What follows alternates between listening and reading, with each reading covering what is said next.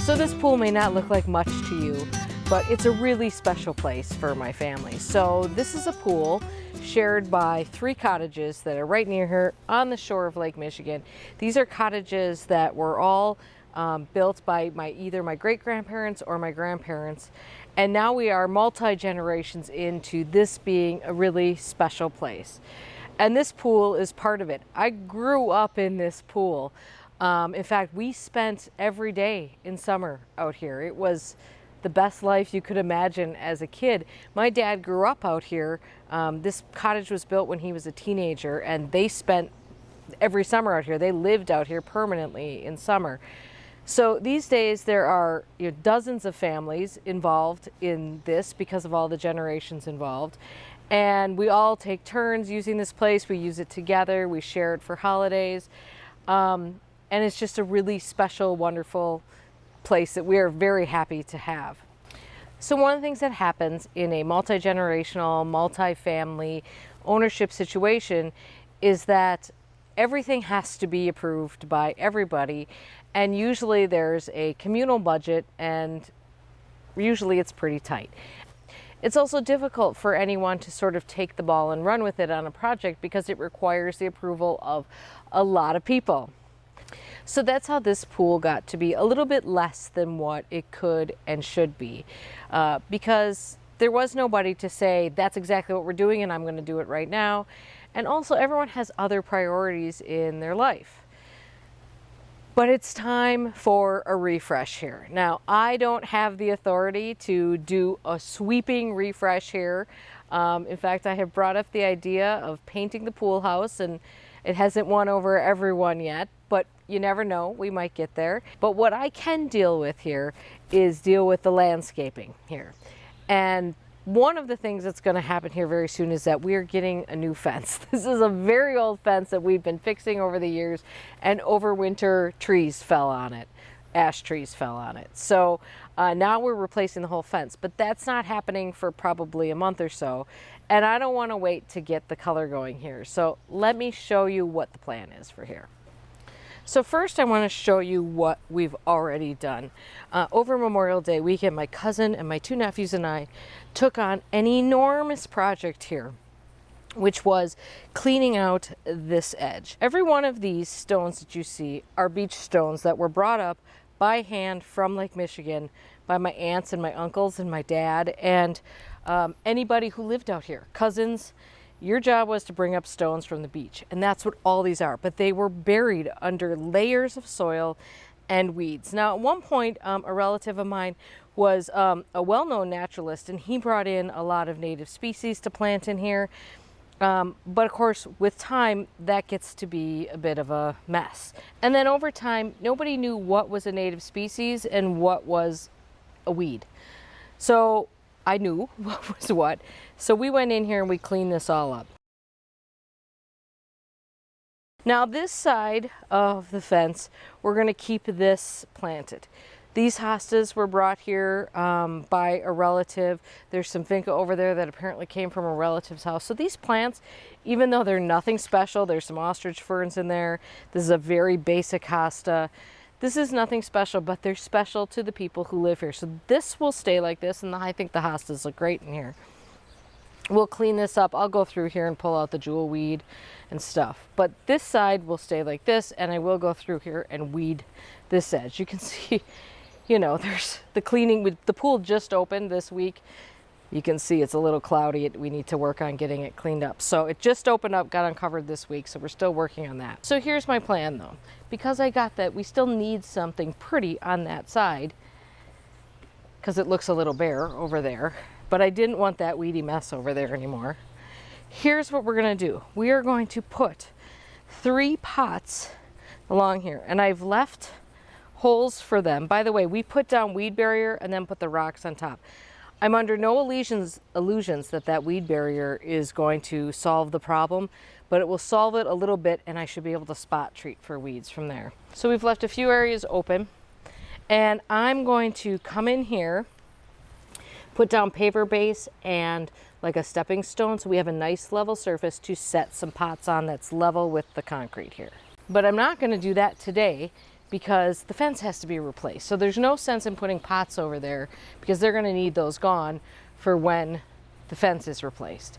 But we can plant those pots. So when it came to planters, I had really specific criteria for what had to be out here, and it really narrowed it down really quite quickly. First of all, I knew I wanted something of some size. Size holds water better, doesn't have to be watered so much. Plus, we need things to make big statements here.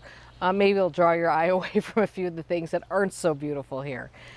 2, I'm not always here to take care of these pots. In fact, I'm really rarely here until August, and even then I'm not here all the time. You know, I pass along information, but no one ever knows who's doing what or what's happening. So I wanted a self-watering pot because I figured that was the safest bet. We could just tell people, fill up the self-waterer, and then it takes care of itself after they get grown in a little bit. I also wanted really durable pots. I do not want anything that I have to move, worry about winter storage. There is no winter, there's nowhere to put something like that out here. So I would have to take them home. I certainly didn't want that. And I wanted something good looking. So honestly, there weren't a lot of things that fit that criteria. So what we ended up going with was a plastic double-walled self-watering planter. So these will be able to stay in place. They'll be just fine over winter and hopefully last for many, many seasons. As long as we drain that water out of them in winter, they should be just fine. So these are the planters that I ended up with. I've got 2 of the big 30-inch black ones and 3 of the light gray 22-inch ones. You can see that the inside dimensions of this is quite a bit less because I think you can see that these are, you know, at least, what, 2 inches, 3 inches thick. And you don't have to fill the whole thing up because you get to the bottom here. So I bought these from Crescent Gardens. This is their True Drop line, and you just fill it up with water, and that's how it waters from there. So the way these planters work, and I assume this is how most self-watering planters work, is that it's got this tube, and you make sure that soil goes down in that tube, and that soil becomes the wick, and then you just fill this up, and then water sits, the reservoir is underneath here, and it comes through all these holes, and that's how your plants get watered. And then there is a overwatering valve that if it rains or you get too much water in there, it drains out the bottom. Okay, so these are all our plants. Everything about these plants says fun and heat, and that's what I was looking for here. This is a pool where fun happens. This is not a serious pool. This pool is all about fun, and I wanted the plants to reflect that. I want them to be hot colors, like there's a party in the pot here. And if you get too hot looking at these, that's what the pool is for. You just go in there. So I'll just quickly run through what we have here. Every pot's going to get a fireworks variegated red fountain grass. We've got, as you can tell, absolutely oodles of adorable sun beanie, which is a plant that I just really think is cute. This is blood orange Sunsatia Nemesia. We have Vermillionaire Kufia, everyone's favorite, including the hummingbirds. We've got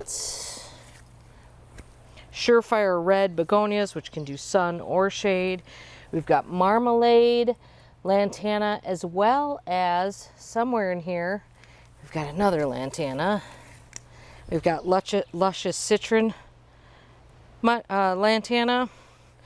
Lots of sweet potato vines. We've got some Main Street Coleus, and then we've got a few other things that we might fill in with, but we'll see where we're at. Now I've started potting this up. This Fireworks Pennisetum is probably going to get 30 inches tall. So even though it's the smallest thing in here right now, it'll be above the height of the fence here, and it will certainly be a great backdrop for the rest of these plants. The Coleus Main Street, Beale Street Main Street, is by far the best performing coleus I have ever grown. It handles everything. Drought, dry, shade, sun, you name it. I have 2 of the same sweet potato vines. This is kiwi. Why one is yellow and one is green, I don't know. But I presume that in time, with the same exposure, they will all look the same. I can't get over this plant. I love this sun beanie plant. I think it is the very happiest plant, and it is an amazing ground cover. So I love planting it in the garden just to fill in some space. It only gets 6 to 12 inches tall, but it'll spread out. Well, they say the max spacing on it is 14.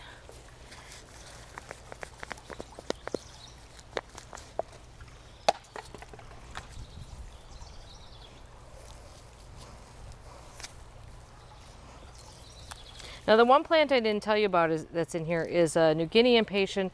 I've got Mega Guinea. I was sent these as trial plants. One is pink and one is orange. This one is going to be the pink pot. The other one is going to have the orange one. But I thought that foliage contrast would be nice in there. And then another little sunbeanie at the front here.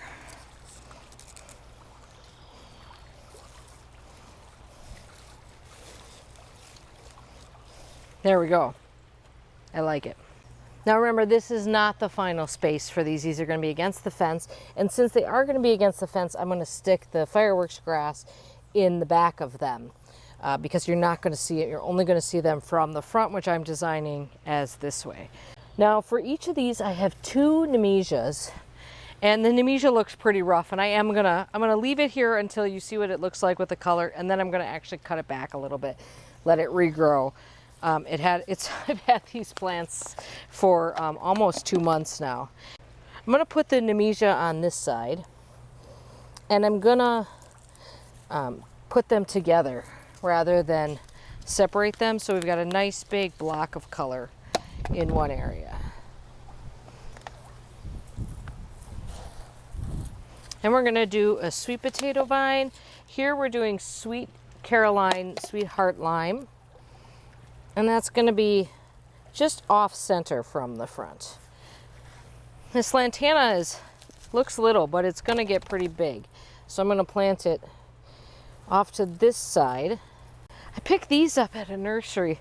This is Pilea Mustafal. It's a succulent. It's a little succulent houseplant. But I've seen these in containers before, and I thought, well, that would be really fun to try.